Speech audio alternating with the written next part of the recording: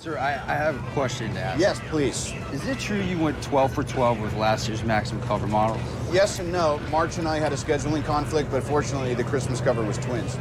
Marvel Cinematic Universe nggak perlu diragukan lagi telah mendulang kesuksesan besar dalam dunia perfilman. Sudah puluhan sinema ditelurkan yang terbagi dalam 4 fase. Namun dari daftar panjang tersebut hanya satu yang menampilkan adegan panas di atas ranjang. Dan satu-satunya jagoan MCU mendapat keistimewaan tersebut hanyalah Tony Stark alias Iron Man yang diperankan Robert Downey Jr.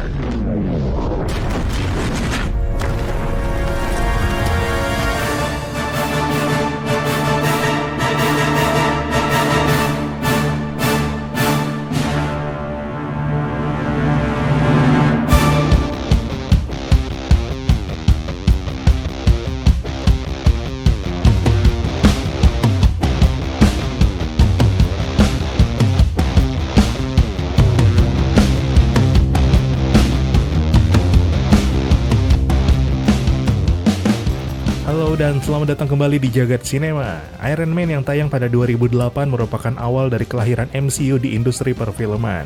Menceritakan Tony Stark yang memimpin perusahaan kontraktor militer bernama Stark Industries, suatu korporasi raksasa yang didirikan sang ayah, Howard Stark. Tony merupakan seorang jenius yang menciptakan banyak teknologi terkini hingga mengantarnya menjadi superhero dalam wujud Iron Man. Namun di balik kepahlawanannya, Tony merupakan seorang playboy yang gemar memikat perempuan. Christine Everhart adalah karakter yang terlibat cinta satu malam dengan Tony di film ini. Merupakan seorang reporter yang mendapat tugas dari Vanity Fair untuk mewawancarai Tony. Wajahnya yang rupawan menjadi alasan awal Tony bersedia diwawancara. Reputasi Tony sebagai penakluk wanita pun kembali terbukti. Lewat rayuannya dia berhasil memboyong karakter yang diperankan Leslie Bibb tersebut ke kamarnya. Adegan panas pun tersaji meski cukup singkat dan tanpa makna.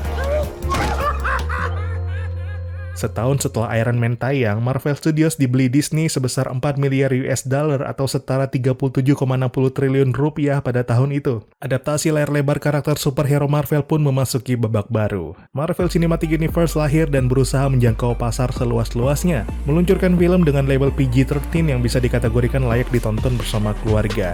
Adegan panas sebagaimana dilakukan Tony Stark dan Christine Everhart pun gak lagi kita jumpai dalam adaptasi film superhero Marvel. Padahal sikap dan perilaku gak sehat dalam seks merupakan hal yang sangat lumrah di dunia nyata yang dalam industri perfilman bisa menjadi cara tepat menunjukkan karakterisasi seseorang, termasuk bagaimana Marvel menggambarkan latar belakang Tony Stark sebagai seorang playboy di film pertamanya. Tapi sekali lagi, Iron Man dibuat sebelum Disney mengakuisisi. MCU akhirnya menyiasati dengan mode penyampaian tersirat, dan itu dilakukan sutradara James Gunn dalam The Guardian of the Galaxy untuk menggambarkan karakter Peter Quill alias Star-Lord yang bengal. Dalam salah satu scene awal di film ini kita melihat seorang alien perempuan berwarna pink yang ternyata berada dalam pesawat Quill. Dari dialognya bisa kita simpulkan kalau keduanya baru melewati adegan cinta satu malam. Hey, Barit, I forgot you're here. Adegan serupa namun dengan sajian lebih berani juga kita jumpai di Iron Man 3 antara Tony Stark dan Maya Hansen yang diperankan Rebecca Hall. MCU memang hadir dengan karakter-karakter superhero yang sibuk menyelamatkan dunia. Dengan intensitas yang tinggi, tentu sangat sedikit waktu untuk melepas pakaian dan terlibat seks yang panas dengan lawan jenis, atau mungkin sesama jenis. Meskipun situasi intim sebenarnya bisa dengan mudah ditemukan dalam berbagai film MCU. Apalagi sejumlah karakter utama dihadirkan berpasangan seperti Thor dan Jane Foster, Tony dan Pepper, atau Quill dan Gamora. Bahkan Steve Rogers dan Natasha Romanoff yang gak pacaran sempat terlibat percakapan dan situasi intim di Captain America The Winter Soldier. Langkah MCU meniadakan adegan panas akhirnya sangat bisa dimaklumi. Selain karena Disney sebagai pemilik selama ini menghadirkan film-film ramah anak, menyuguhkan superhero komik layar lebar dengan aktor besar dan CGI mumpuni jelas memerlukan budget tinggi. Rekor terbesar dicatatkan Avengers Endgame yang memakan kos produksi 356 juta US dollar. Avengers Age of Ultron, Iron Man 3, dan Captain America Civil War juga memakan kos produksi di atas 200 juta US dollar. Dengan beban anggaran sebesar itu, jelas diperlukan strategi ideal untuk mendapatkan profit sebesar-besarnya, yaitu mencari penonton seluas-luasnya tanpa batasan umur. Dan yang gak kalah penting adalah menyesuaikan kebijakan sensor film di Tiongkok. Pornografi menjadi salah satu poin yang mendapat atensi serius dalam censorship di Tiongkok, yang diantaranya termasuk one night stand alias cinta satu malam. Meskipun di luar seks, kebijakan sensor di Tiongkok memang sangat rumit yang akhirnya membuat banyak film box office jadi korban. Di antara daftar film yang gagal tayang di Tiongkok, beberapa adalah judul populer yang mengangkat karakter superhero dan antihero, seperti The Dark Knight, Suicide Squad, Deadpool, dan Joker. Can you introduce me as Joker?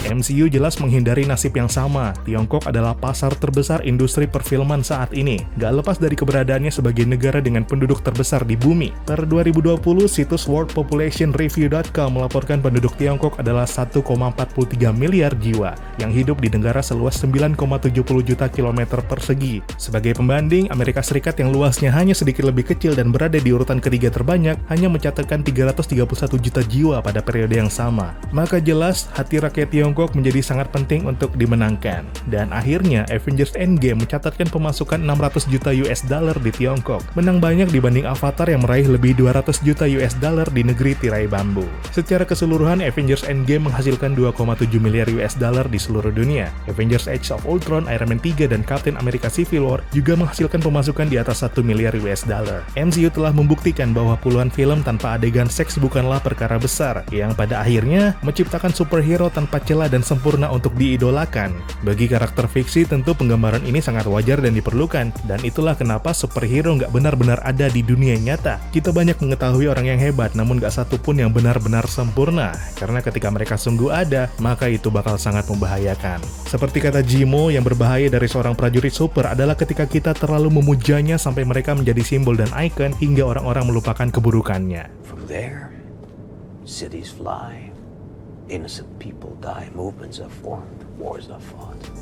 Sekian dari kami, terima kasih sudah menonton. Pantengin terus Jagat Sinema untuk ulasan menarik seputar MCU dan universe film lainnya di Hollywood maupun tanah air.